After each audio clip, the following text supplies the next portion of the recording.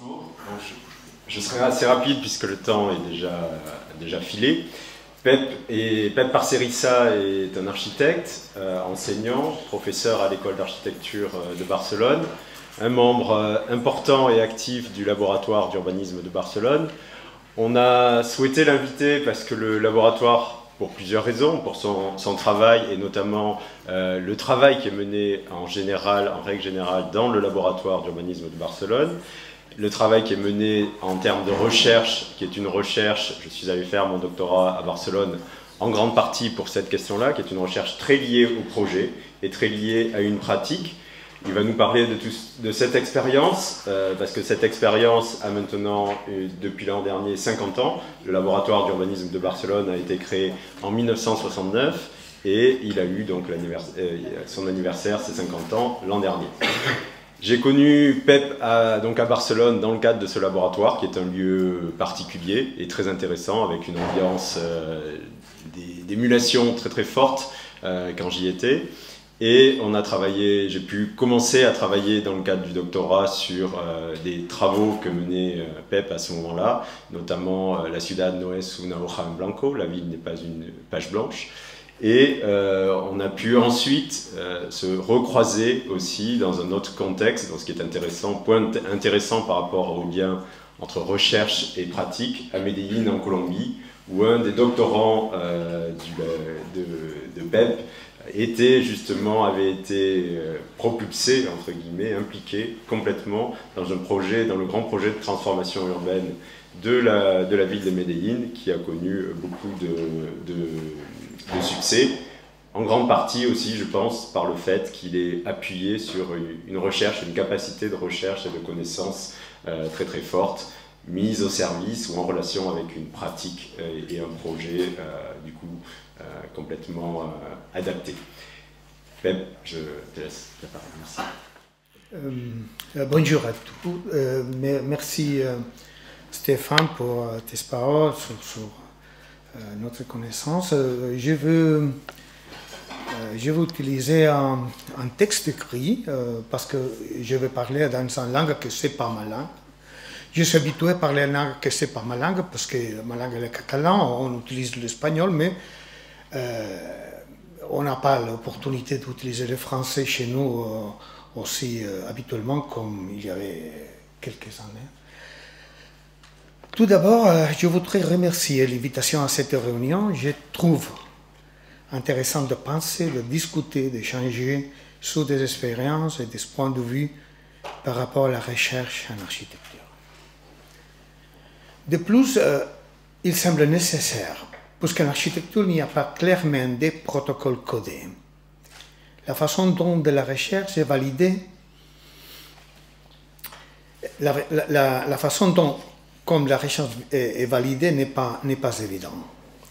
Oui, nous avons des perceptions de changement dans la partie professionnelle. Oui, nous avons la perception du progrès dédié. Oui, comme des autres domaines de la connaissance humaine, une discussion ouverte et permanente est pratiquée. Mais de plus, en architecture, nous pouvons découvrir, reconnaître souvent les résultats d'intuition surprenants et originales. Mais cela introduit précisément des dynamiques transversales et souvent contradictoires dans notre monde, dans notre activité, car les écoles de pensée et les écoles d'action rivalisent avec la construction d'histoires alternatives sans solution. Fait intéressant, par exemple, au cours de 5 années que nous avons passées dans l'histoire du mouvement moderne, nous avons assisté à de fortes fluctuations. Autrement dit, les histoires qui aujourd'hui peuvent être dominantes ou hégémoniques, peuvent également décliner demain. Pensez par exemple avec le postmodernisme. Par conséquent, les différentes sensibilités mettant en difficulté la construction de protocoles clairement codés. Cela, à mon avis, brûle la recherche en architecture. Dans ce contexte, je voudrais faire 3 observations initiales.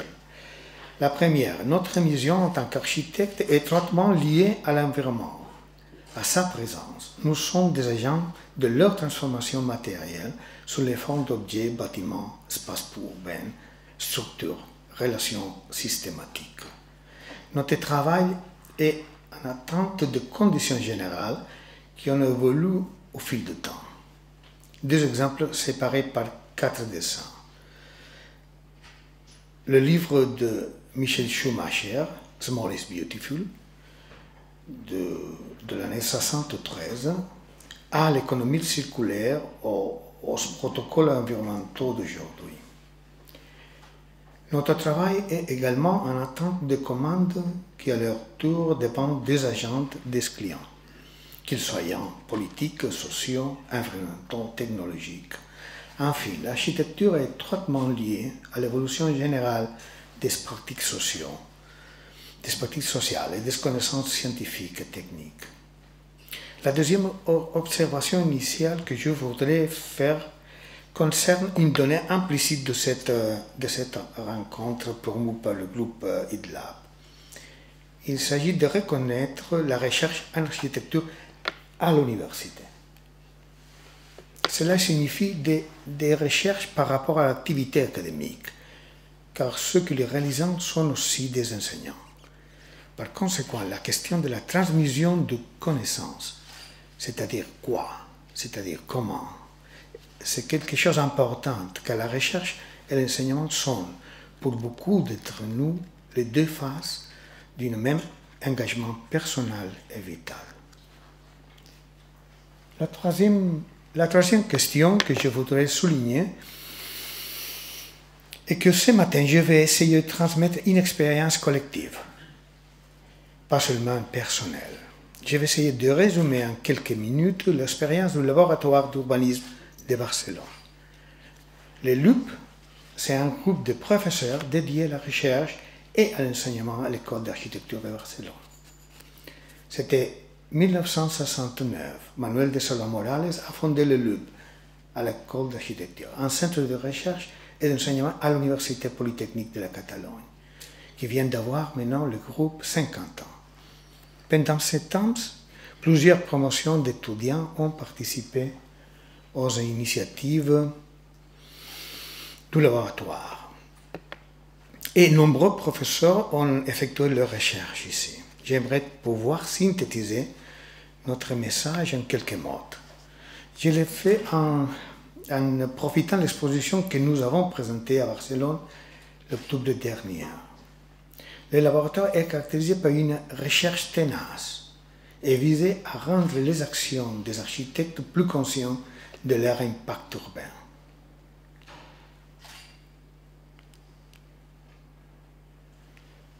Pour l'expliquer, j'ai montré une sélection des initiatives qui expliquent la force et l'originalité des débuts. Ensuite, j'ai présenté quelques pratiques actuelles de recherche et d'enseignement. Les travaux récents sur l'argument général Barcelone Enllaços, c'est-à-dire lien Barcelone. De cette façon, j'aimerais pouvoir expliquer, c'est-à-dire l'ADN à travers quelques épisodes au début du laboratoire, déjà très anciens, et la continuité du groupe de recherche avec quelques initiatives en cours maintenant.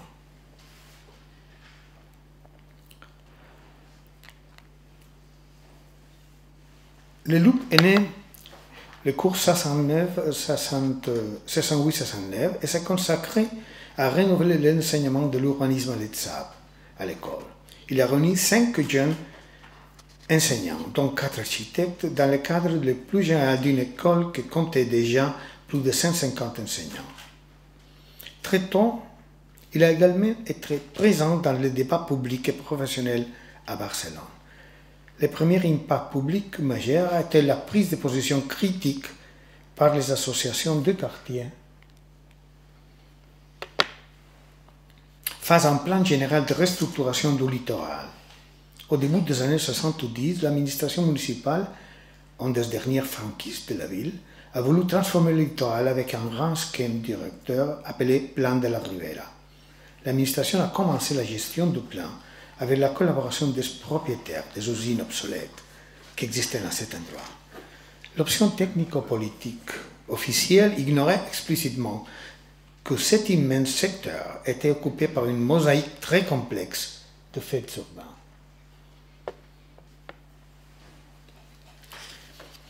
En plus des bâtiments industriels nombreux, mais pas tous avec des activités obsolètes, il y avait de vieux tissus urbains de plus d'un siècle, comme les quartiers poblanaux. La contestation populaire s'opposait à un projet qui impliquait une démolition générale. Le LUP a développé un contre-plan, ça c'est une image de les études, pour rendre visibles les multiples structures urbaines du lien. Démontrer que beaucoup d'entre eux étaient précieuses malgré être issus d'une architecture populaire et ouvrière.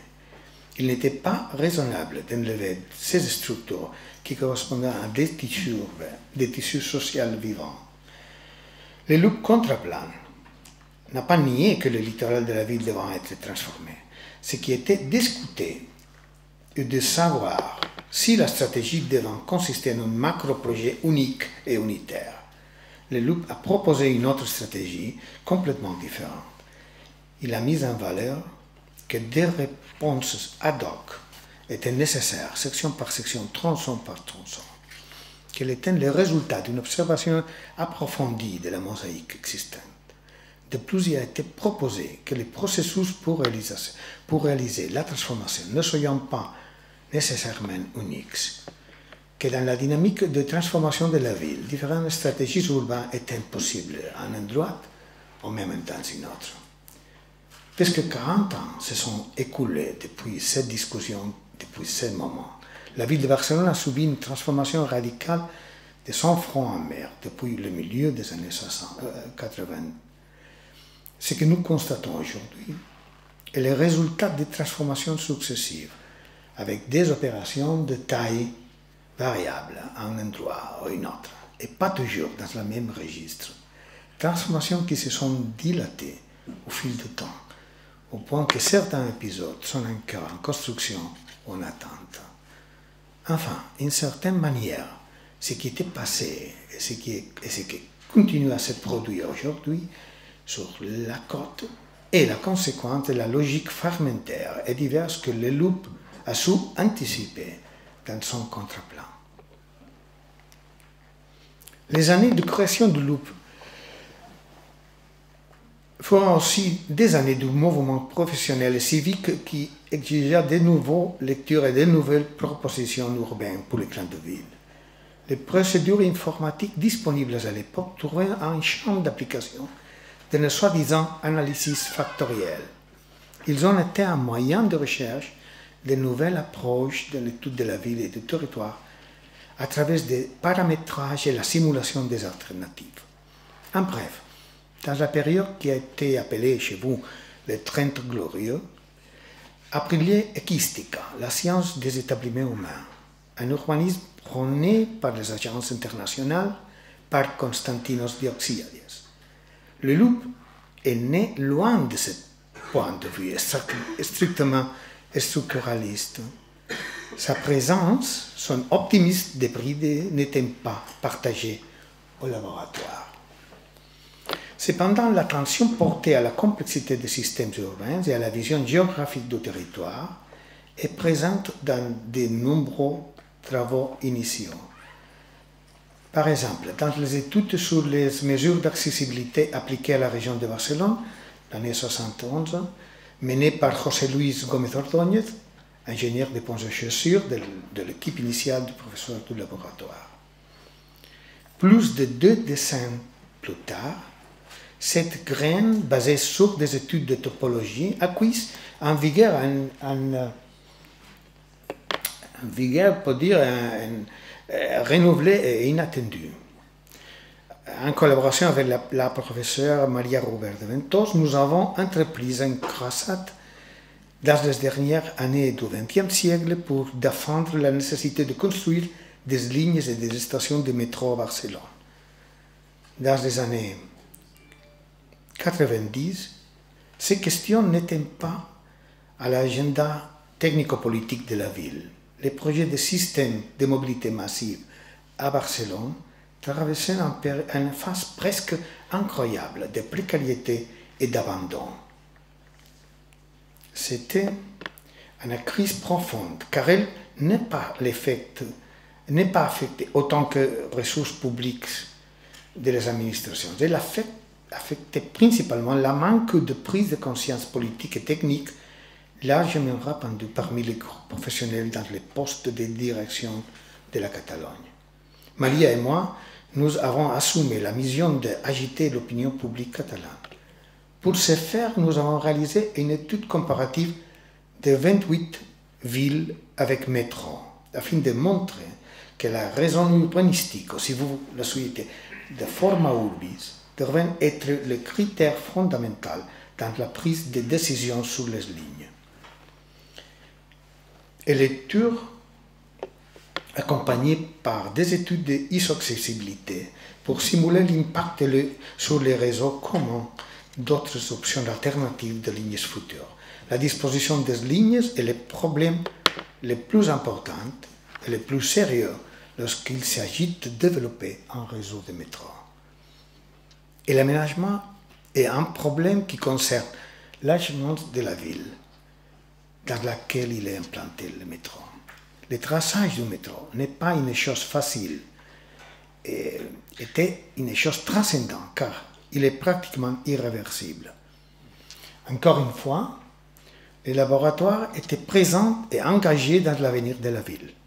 Après notre campagne d'exposition d'articles dans la presse, la ville et les gouvernements ont décidé d'entreprendre une nouvelle ligne de métro, c'est-à-dire 30 ans après la dernière mise en service. Et c'est une ligne qui encore non est finie. Les travaux de Gómez Ordóñez sont un arrière-plan méthodologique de la recherche sur le métro et la métropole que nous menons maintenant depuis 20 ans. Du point de vue académique, à la suite de cette période, nous avons publié le livre Métro, Galaxias Metropolitanas, l'année 2002. Il nous semble que c'est encore une pièce de référence pour comprendre le monde fascinant du réseau de métro, ou si vous le voulez, sur les villes et leur système nerveux central.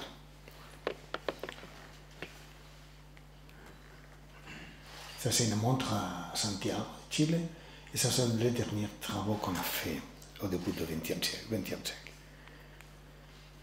Je me rends compte que j'ai fait un voyage dans le temps pour expliquer cet épisode de recherche et d'impact réel qui est produit au début du siècle. J'ai fait référence à des choses que j'ai appris en tant qu'étudiant en architecture à la fin des années 70. Alors, revenons aux origines.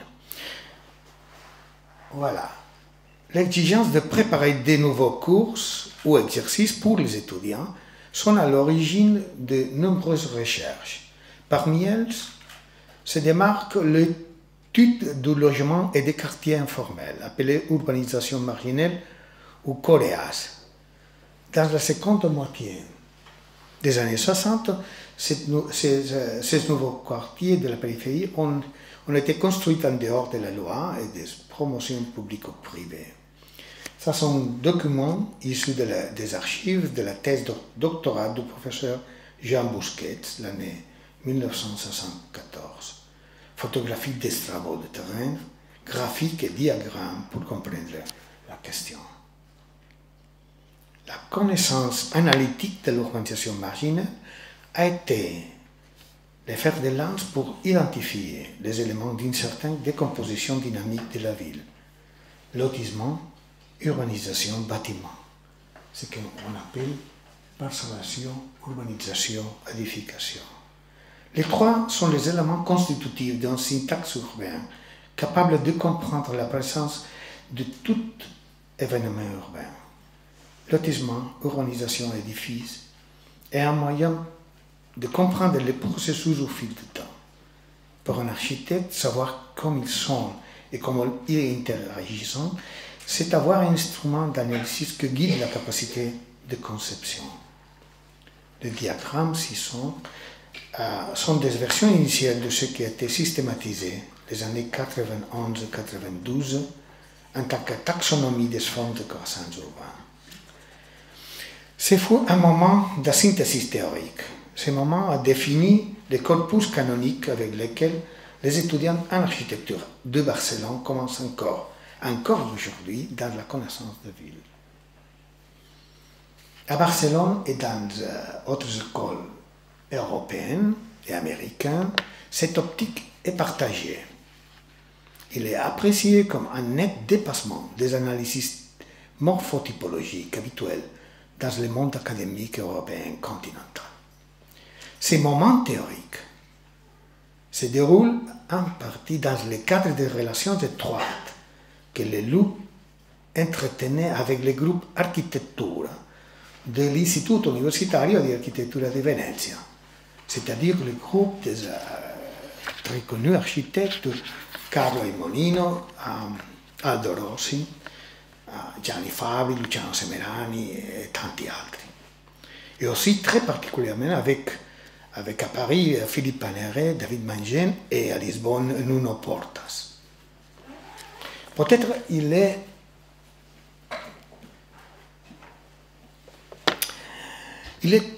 temps d'exprimer, quels que sont, de mon point de vue, les valeurs que les laboratoires transmettent. On le dira avec 7 points. La première, la curiosité, l'intérêt pour les choses qui construisent la ville, les choses dont la ville est faite. Et cela veut dire, signifie bien sûr, c'est compte méfiance à l'égard de la transposition idéologique générique, déterministe ou directe. Troisième, l'engagement envers les processus de connaissance inductive. La confiance avec l'obtention des résultats basés sur l'exploration des phénomènes de notre environnement. Quatrième, l'application ténace par la description raffinée des phénomènes spatiaux et sur les recherches sans préjudice. Cinquième, aspiration à la construction de connaissances de valeur générale, suivant la maxime de Keynes, rien n'est plus pratique qu'une bonne théorie. Et seizième, attention portée au contexte culturel international contemporain à tout moment. Par exemple, les travaux sur Lima et Arequipa de John Turner, depuis le milieu des années 60, on était presque simultanés à la thèse de doctorat de Jean Busquets. J'ai déjà dit que le LUP est avant tout un groupe de professeurs dédiés à l'enseignement de l'urbanisme aux architectes, mais qu'il est basé à Barcelone. C'est la ville la plus proche de l'école. Il était logique que la Champla de Barcelone était présentée en permanence dans la classe, dans les articles et les conférences et dans les documents de recherche. Dans les années 70, l'intérêt international a commencé à s'éveiller et porter son attention sur cette énorme grille construite et son créateur, Ildefonso Cerdà. La Champla a été l'objet d'observation de nombreux points de vue. Les études d'histoire urbaine sont remarquables, ainsi que l'analyse des géographes et des historiens. Il y a aussi ceux qui recherchent leur valeur en tant que précédent illustre dans la courte histoire du planning. Au final, certains chercheurs ont lu les projets comme un modèle territorial et certains ont même voulu voir un projet précurseur de l'architecture urbaine du mouvement moderne, que des intérêts particuliers déformés et comme ça. Quel était le point de vue du laboratoire sur ces questions? Le point de vue du laboratoire était, au début, admirer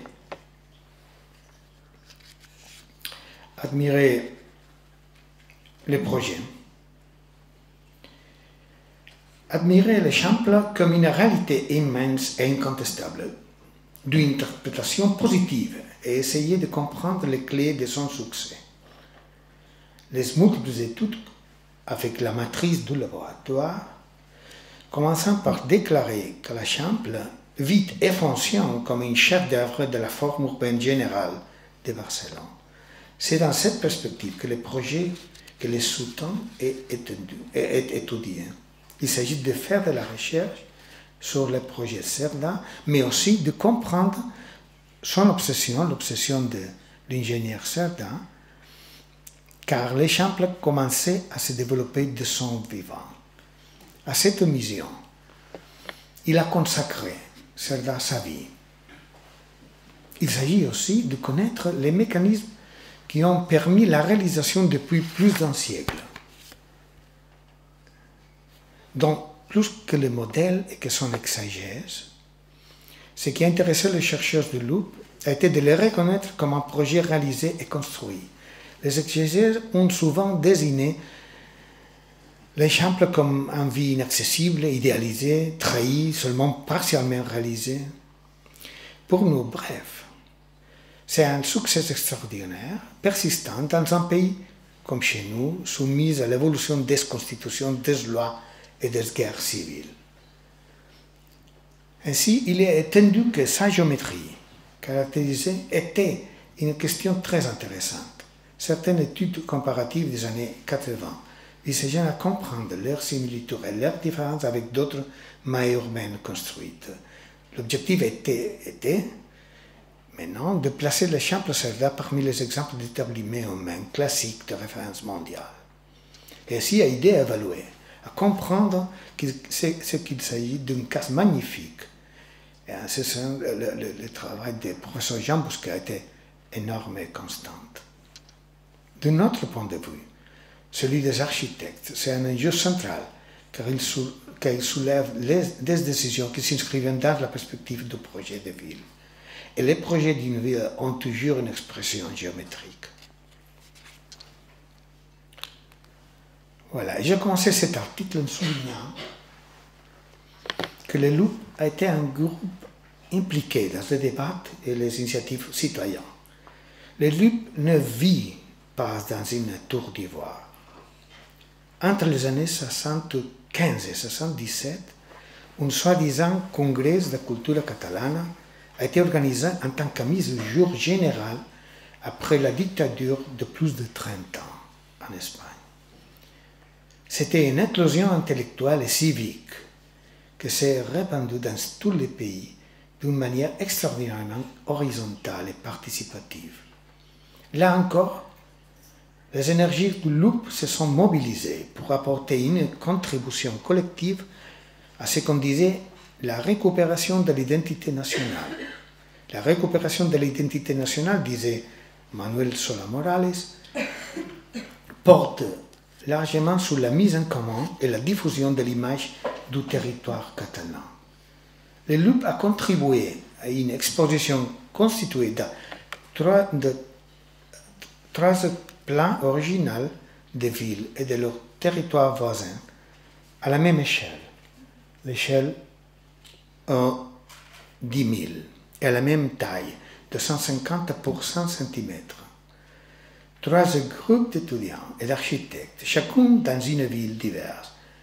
Nous consacrons l'été 77 à représenter le territoire environnant, chacun avec une autonomie d'action, mais participant à une atmosphère partagée. Les fragments ci-dessous enseignent que les plans finaux sont composés de matériel d'origine diverse, topographie, cadastre, sectoriel, manipulés et redésignés par chaque équipe à leur manière. Dans chaque dessin, la description détaillée des parcelles urbaines est condensée avec les fonds cadastrales de l'agriculture, les espaces publics et les monuments, la jonction avec les routes territoriales, les principaux éléments géographiques et les noyaux périphériques à proximité. L'amélioration de la description était une voie de propositions territoriales originales. Il s'agit d'un domaine intellectuel inondé de statistiques et de diagrammes produits à partir de sciences sociales. Notre défi était d'offrir une image distincte, matérielle et radicalement spatiale de la géographie des villes. Son pouvoir conceptuel découle de l'argument suivant. Désigner signifie sélectionner. Sélectionner signifie interpréter.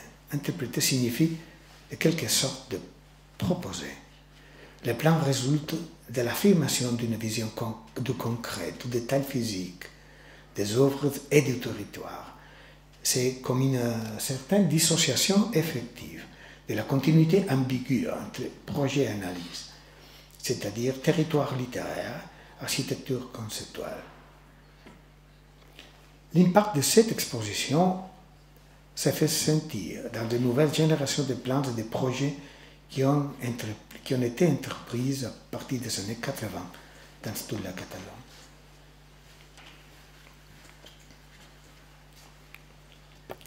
En 1985, le laboratoire crée un nouveau magasin, UR Urbanismo Revista. UR était de grande taille pour bien montrer l'urbanisme. Si vous pouvez bien regarder, vous pourriez lire, et donc vous pourriez comprendre, et donc discuter, apprécier et peut-être admirer ce qui est présenté. Normalement, chaque numéro avait un caractère approximativement monographique. UR a commencé à se consacrer à la présentation et l'analyse critique de certains plans de ville qui étaient en cours d'élaboration dans la première moitié des années 80 en Espagne. C'était la façon d'exprimer une certaine attitude critique avec la pratique technico-politique dans les planifications conventionnelles. Cette étape s'est terminée avec le numéro 4 dédié à la ville de Trieste. Progressivement, Manuel de Sola-Morale a choisi de consacrer, lui le directeur du magasin, a choisi de consacrer le magasin à la définition et à la promotion du projet urbain, car il ressentait comme la pratique centrale de l'urbanisme de notre temps. D'une partie, il a présenté des personnages clés qui ont été leurs amis. Ludovico Quaroni, da Roma, Sir Leslie Martin, de Londres, et Cornelis Van Esteren, d'Amsterdam. La mission était la recherche de la difficile continuité avec les temps de la première modernité. UR Magazine a consacré les numéros 5, 6, 7 et 8, c'est-à-dire de 45 à 49, pour explorer l'actualité du projet urbain à l'époque. Il a présenté une sélection critique toujours des projets contemporains. Tout cela alors de cette dimension deviendrait désormais le champ principal de l'activité professionnelle de Manuel en tant qu'architecte jusqu'à sa mort l'année 2012. L'année 1991, le laboratoire a commencé à offrir aux diplômés en architecture de toute l'Europe un lieu pour l'étude actualisée de la projection urbaine dans les métropoles européennes à l'échelle et la portée de l'architecture. Avec les programmes de master urbanisme des villes, l'année 91 à 94 sont consacrés au développement d'une idée positive de la périphérie comme territoire actif de projets contemporains. Le numéro 9 et 10, le dernier numéro de le magasin, a publié les collaborations des étudiants et des enseignants qui ont participé avec leur travail et leur thèse personnelle au cours Periphery as a Project. Eh bien, au début de cette présentation, je dis que pour expliquer la présente d'une recherche persévérante, j'ai montré une sélection d'initiatives de ces débuts de laboratoire. Ensuite, j'aimerais pouvoir expliquer quelques initiatives en cours. Maintenant, oui, je présente des travaux récents sur l'argument général lié à Barcelone, ce qu'on dit Barcelona enllaços. Dans lié à Barcelone, certaines choses sont en rapport avec l'ADN du laboratoire, auquel j'ai fait référence. Encore une fois, l'accent est mis sur Barcelone comme paradigme. Cette fois-ci, les ateliers de projet dans les cours avancés à l'ETSAP ont défini le cadre académique, c'est-à-dire des ateliers qui occupent les heures consacrées à l'urbanisme dans les programmes de l'école. Et encore plus récemment, dans les ateliers de préparation, les ateliers tutoriels de projets de fin d'études en urbanisme. Les méthodes de travail est conformée à ce que l'on appelle recherche by design, une procédure inductive et intuitive qui commence sûrement à être connue dans les écoles d'architecture, bien qu'il faut dire moins connue par des agences scientifiques et universitaires de contrôle.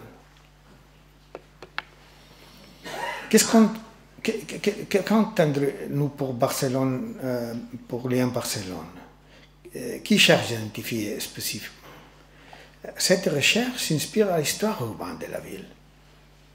Il y a plus de 100 ans, l'année 1903, la ville a organisé un concours d'urbanisme pour répondre avec un plan de regroupement nécessaire de la constellation de centres urbains établis à la plaine de Barcelone autour de son échample, c'est-à-dire ce qui vient de Gênes, de couleur jaune, la vieille ville, que c'est rosé, et l'échample gris, et toute la zone qu'on peut dire de couleur bleue. Ce concours de projet à Barcelone s'est fait connaître déjà avec le nom le plan des Liens, un plan d'enllaços.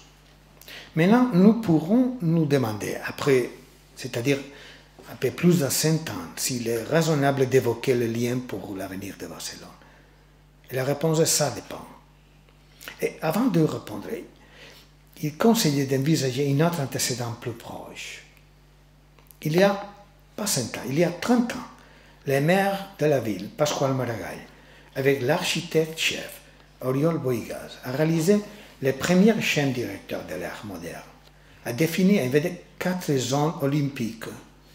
C'était le début de l'ouverture aux mers, c'est ça, le village olympique, la mise en service du parc équipé de la Vall d'Hebron, la plus étonnante, les reprises et l'amélioration de Montjuïc, que c'est en attendant depuis le juillet 36, au début de la guerre civile, et le rangement des clubs de l'Ancre à l'avenue Diagonale. Presque en même temps, Jean Bousquet a formulé l'idée de 10 nouvelles zones centrales, dont certaines ont été développées comme l'île Diagonale, c'est-à-dire cette image. La Diagonale était ouverte, voilà, jusqu'au Forum, d'accord? Et d'autres projets s'élisant comme la Sagrera, tandis que de nouvelles images deviennent aussi puissants, comme par exemple le lit de la rivière Bezos, qui est devenu un magnifique parc métropolitain. Alors la question est, comme Barcelone est devenu métropolitain, avec des projets à grande échelle et ambitieux, qui suivaient le rythme des rêves et des agendas sociaux et politiques, à l'intérieur, au milieu des tissus urbains existants.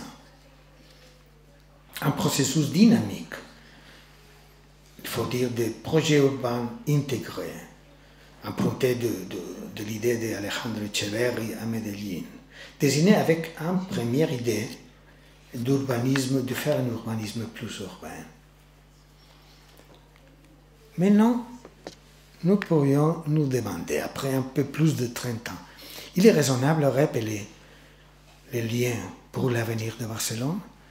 Peut-être oui, car elles peuvent être l'ambition d'un ensemble de situations ancrées dans les tissus consolidés de la grande ville. L'objectif est de proposer une intensification urbaine. Cela implique des politiques de réforme interne et des modifications des infrastructures, y compris la domestication de certaines routes. Il s'agit de reprendre à ce qui était déchiré, interrompu, ou disloqué, abandonné, ou simplement camouflé.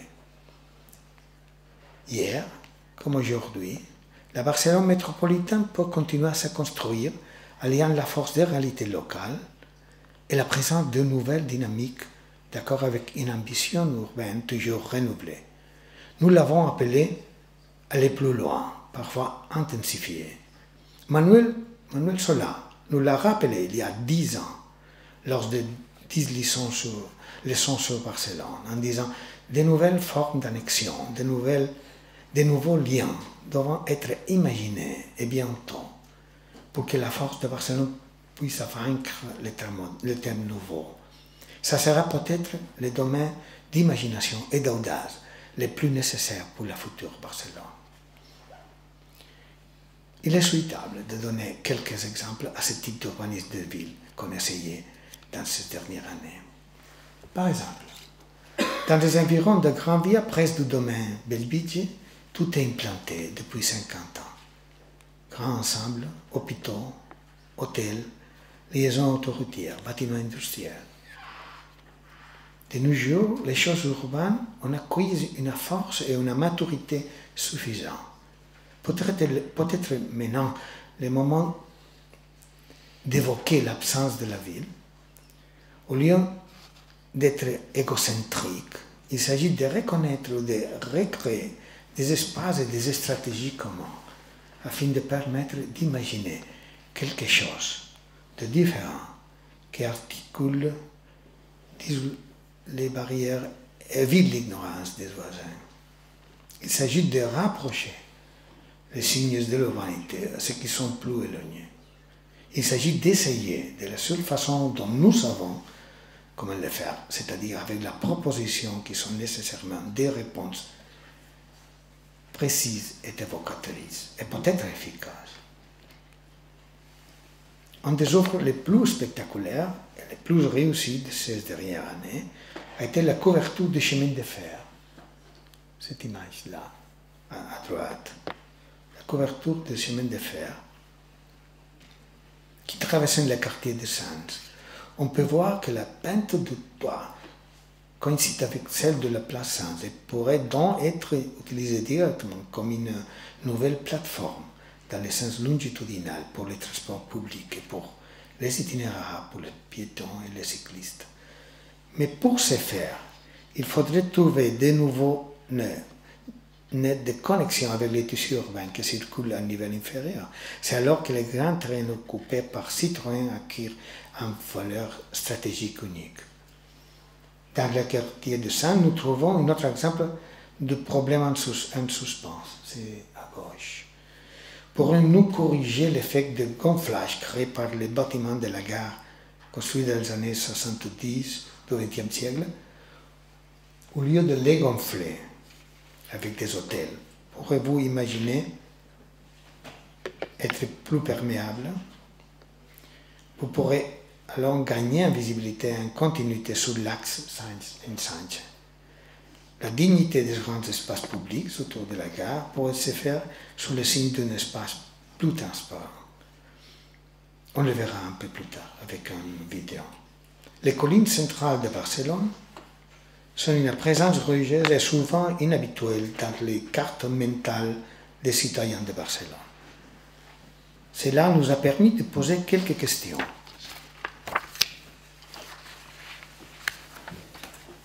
Comment pourrait-il être intégré à la ville?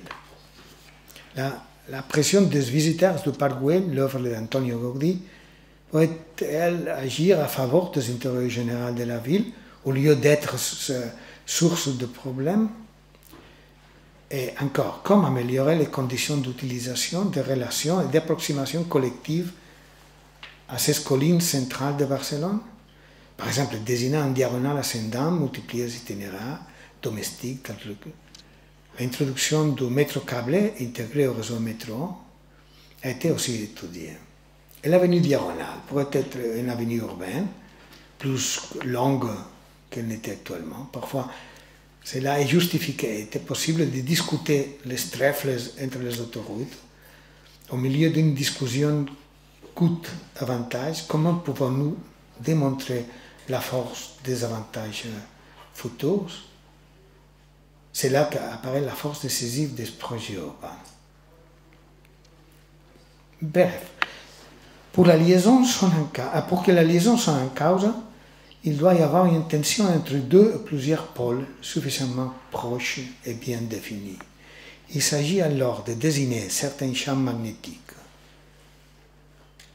Pour l'éprouver, nous avons recherché sur le plan de la ville des circonstances favorables. Ils sont souvent cachés sur une dalle de préjudice, absurdes et parfois intolérables. Ce sont des opportunités cachées souvent loin des problèmes et des urgences des agents urbains ordinaires. C'est ainsi que nous avons identifié les problèmes et les sites. Les avons traduits en annonces d'atelier et réalisé qu'ils étaient une sorte de sujet en suspens. J'appelle cela la pratique de l'urbanisme des villes, préparer les énoncés pour les exercices. C'était la tâche des enseignants. dans chaque cas, nous avons imaginé et transmis à nos étudiants les quoi et les comment d'une certaine gêne pour la situation. Et nous avons fait des horizons, les stimules pour révéler dans des ateliers des projets de talent. De l'année 11 à l'année dernière, à l'ETSAB, nous avons travaillé dans des ateliers du laboratoire d'Ousmane avec l'idée de définir de nouveaux liens. Il y a 5 ans, nous avons décidé d'en faire une exposition publique, un livre et un vidéoclip. Et c'est ça que c'est le résumé vidéo, ce que je vais vous montrer pour finaliser. Je ne sais pas si ça marche.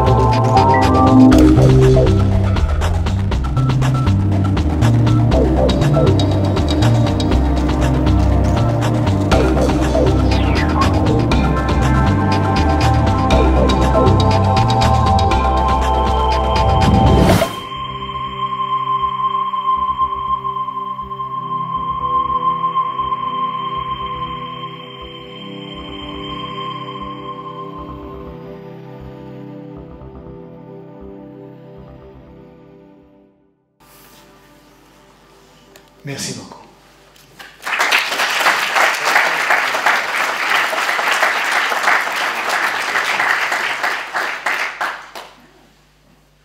Qu'est-ce que ça passe maintenant? Pardon. Merci Pep. Je crois que ce qu'on avait voulu à travers cet exemple, ce qui était intéressant, c'est en quelque sorte, pour reprendre aussi un terme vraiment d'actualité, c'est l'écosystème qui s'est créé à Barcelone, à partir notamment de la connaissance qui a été établie par l'école d'architecture et qui a permis, qui a favorisé, qui a été récupérée, prise et dont la ville s'est emparée quand il a fallu refaire la ville, à un moment donné, le post-franquisme, après au moment de la démocratisation. Ce travail entre l'université, ou l'école d'architecture plutôt, le laboratoire d'urbanisme, donc de recherche au sein de l'école d'architecture, la façon dont il a formé, produit de la connaissance et formé des architectes, qui ensuite se sont vus confier un certain nombre de missions et de projets dans le cadre des projets urbains de la ville. C'est un exemple, je crois, extrêmement intéressant qui, en plus, dans la durée, aujourd'hui, 50 ans après, a permis de générer, de travailler sur des projets, de produire des changements également dans la vie, pas seulement de façon théorique dans l'architecture.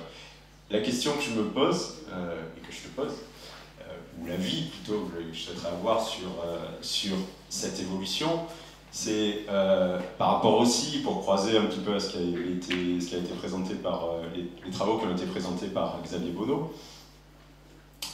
Aujourd'hui, finalement, on voit qu'on est passé, que l'école d'architecture, le laboratoire d'urbanisme a beaucoup réagi à une situation de crise de la ville à un moment donné, et a réagi par rapport à des questions d'infrastructure, d'espace public, de difficultés d'équipement qui ont été faites.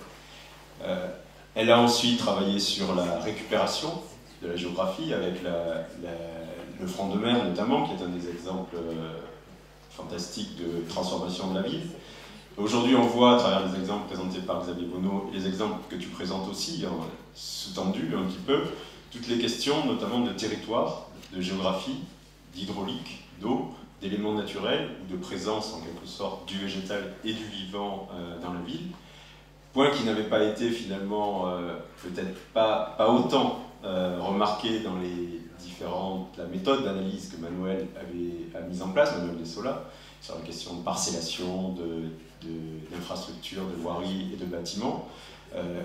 Aujourd'hui, comment vois-tu les prochaines étapes finalement du laboratoire d'urbanisme, les thèmes sur lesquels il faut qu'on travaille, et sur les thèmes sur lesquels les architectes doivent être formés pour continuer à être finalement le plus pertinent possible dans la recherche et dans la transformation de la ville?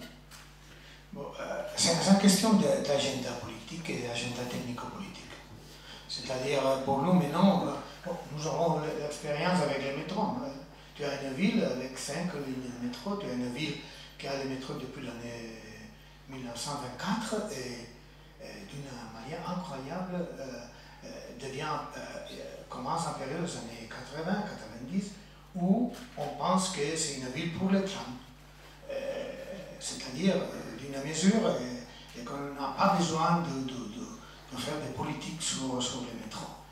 Et on a dit, regardez, ça c'est un échec absolu, mais c'est un problème mental, c'est-à-dire c'est une question des agents mentaux, des agents technico-politiques. Ce n'est pas une question de ressources économiques. Et on a besoin de faire un effort intellectuel pour comprendre quel est l'intérêt général.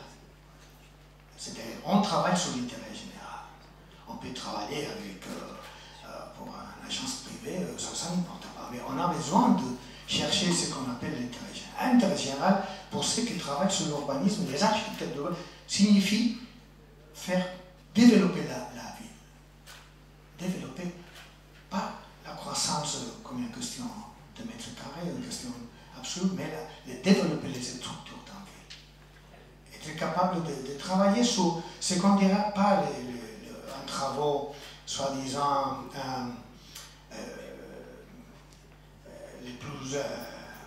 les plus chics qu'il existe dans le domaine. C'est un travail classique qui est déjà formulé par Calmo et Monino les années 60, formulé évidemment pour toutes les générations, la génération qui a discuté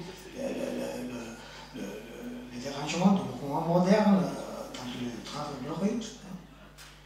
C'est-à-dire qu'il y a une question d'agenda. Et nous, comme intellectuels, nous avons la responsabilité de marquer l'agenda. C'est-à-dire l'agenda métro pour la ville de Barcelone a été une question très difficile à l'époque que j'étais, soi-disant jeune, plus ou moins. Mais maintenant, pour nous, il y a une autre question très importante, que découvrir des situations à l'intérieur de la ville qui restent cachées. Et qui restent, c'est-à-dire la place de Strasbourg chez vous, pour comprendre. Tout ce que c'était Montpellier. Tout ce qui n'est pas la beauté de cette historique et que ce n'est pas l'Antigone et la nouvelle ville. C'est que c'est la ville intermédiaire où c'est difficile parce qu'il y a en réalité du patrimoine et en même temps une situation très abandonnée du point de vue de l'urbanisation. Et ça, c'est des situations au intérieur de la ville. Et ça sont de mon point de vue, ce qu'on a fait avec Barcelone en lien, avec cette idée de Barcelone en Llaços, en catalan. C'est-à-dire de trouver les situations où on est entouré des situations plus ou moins claires, avec des intérêts, avec des groupes de voisins, des groupes d'intérêts qui ont pris leur agenda d'intérêt particulier, mais trouver ces lieux intérieurs de la ville qu'on a besoin de mettre dans un focus pour rendre possible ce qu'on appelle le développement de la structure de la ville. C'est-à-dire qu'il existe une idée classique que c'est la ville et la structure de la ville. Et ça, c'est une question que rapport avec nous, en tant que personne qui va à 4 km/h, pas avec les machines, pas avec l'Internet. C'est une question qu'on a un rapport matériel avec ce qu'on peut dire les mesures humaines, les anthropomesures. Bon, je suis d'accord que c'est très intéressant la question de l'émergence climatique et tout ça. Alors, ça va plein. Tous les journalistes sont des experts. Mais nous sommes experts à la ville. C'est la ville, c'est au centre de notre intérêt. Nous sommes architectes pour la ville. Ce que projette, ce qu'aime d'imaginer quelque chose de futur pour la ville. Et c'est quelque chose qu'on peut transmettre, faire la transmission à des étudiants.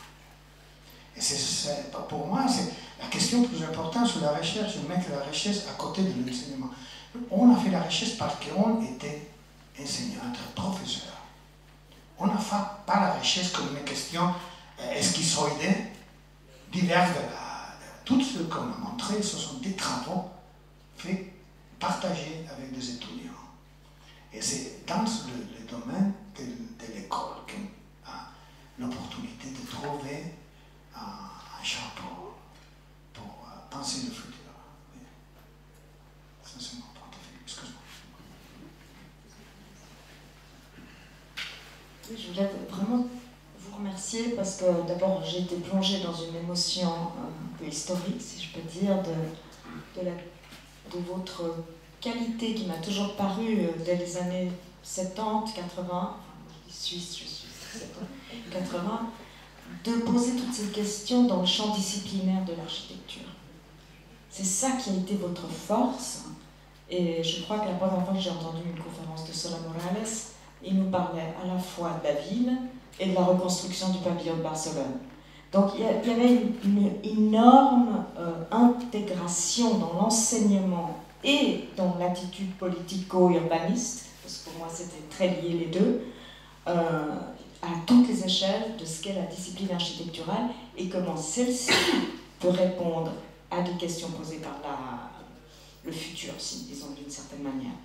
Ça, c'était le premier point qui était très très important et qu'on voit traverser tout votre exposé de ce matin. Donc pour moi aussi, c'est sur le plan disciplinaire de l'architecture qu'on doit trouver les instruments de la recherche, qu'elle soit urbaine, mais vraiment sur l'urbanisation, parce que je pense que s'il y a une question aujourd'hui de recherche, c'est l'urbanisation. Alors après, on peut la traiter sur le plan des infrastructures, sur le plan des connexions, sur le plan des questions sociétales, sur les questions des équipements, et vous avez aussi apporté c'est le deuxième point, cette question de l'infrastructure. Et je pense que ça a été un élément incroyable de mettre autour de la recherche, disons, architecturale, je dirais, disciplinaire, la question de l'ingénierie. Et ça a été dès le début de ce que vous avez fait, disons, bien sûr, au bord de la mer, mais comme vous l'avez expliqué après, moi je me rappellerai toujours de cette arrivée dans la gare de Sens refaite. Mon Dieu, c'était extraordinaire de penser qu'on pouvait encore penser en termes d'architecture des gares. Et ce n'était pas seulement des endroits de flux, mais des endroits d'espace, de spatialité, et aussi d'ingénierie, puisque vous avez aussi toujours mêlé dans vos recherches ces deux plans. Et ça, je trouve que ça a été très fort, et c'est ce qu'on voit qui vous mène encore aujourd'hui à des projets extrêmement innovants, parce que finalement, est-ce que l'architecture produit l'innovation? C'est une question qu'on pourra éventuellement poser, mais disons, je pense, moi venant d'une école polytechnique, scientifique, je dois toujours, quand je fais un plan de recherche, l'expliquer à mes collègues scientifiques, en mathématiques, en physique, etc. Donc la question de l'innovation, elle me demande toujours, mais est-ce qu'il va innover?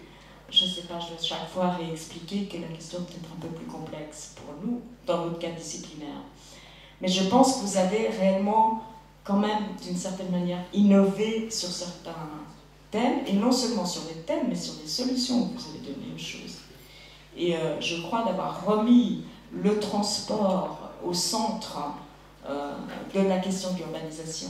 Ça, c'était une chose formidable que vous avez après développé à Medellín avec les Metro Cables et ces choses-là. Ça, on aurait pu aussi en parler. Et disons comme quoi la connectivité sociale, c'est souvent comme ça que vous l'avez traité, à travers le transport, disons, réel, physique, et comment il s'opère dans les villes. Et voilà, je voulais juste témoigner de ça pour dire que je pense que c'était, pour ma génération, qui est la tienne aussi, ça a été absolument fondamental après des années de... On en reparlera cet après-midi certainement, mais de questionnement sur la discipline qu'il y a eu dans les années 60. Ce renouveau que vous avez donné à cette question en termes disciplinaires a été pour moi essentiel et peut fonder même, et comme tu dis, des recherches d'aujourd'hui. C'est ça qui me semble une des questions qui va être posée cet après-midi.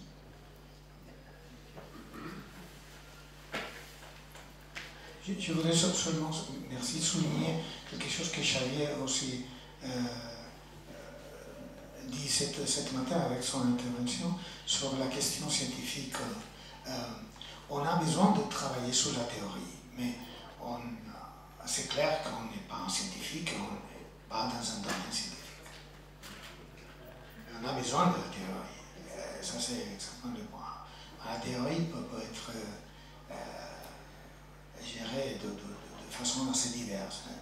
Pour nous, c'est très important les travaux intuitifs et la recherche sur des dynamiques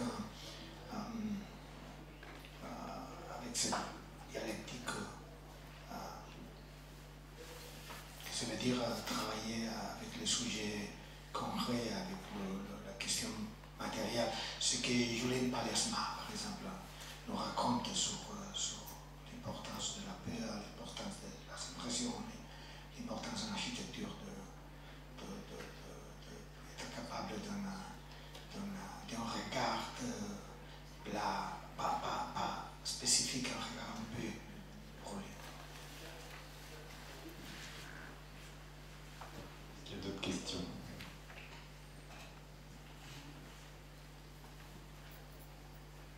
Bon, cette dernière image, c'est une image de Manuel et une image d'un prize qu'on a commencé à gérer il y a 2 ans. Et je vous donne l'opportunité de partager la 3e édition, l'année 2021. C'est un prix qu'on a établi à Barcelone, à l'école, et géré pour le laboratoire. Et le laboratoire, c'est un groupe petit de professeurs. Vous ne pensez pas que ça c'est une grande structure. Nous n'avons pas de fonds, on n'a pas un ministère de la culture, on est loin de Madrid, et chaque fois plus loin, heureusement. Enfin, on travaille avec l'esprit, pas plus que ça, avec des fonds très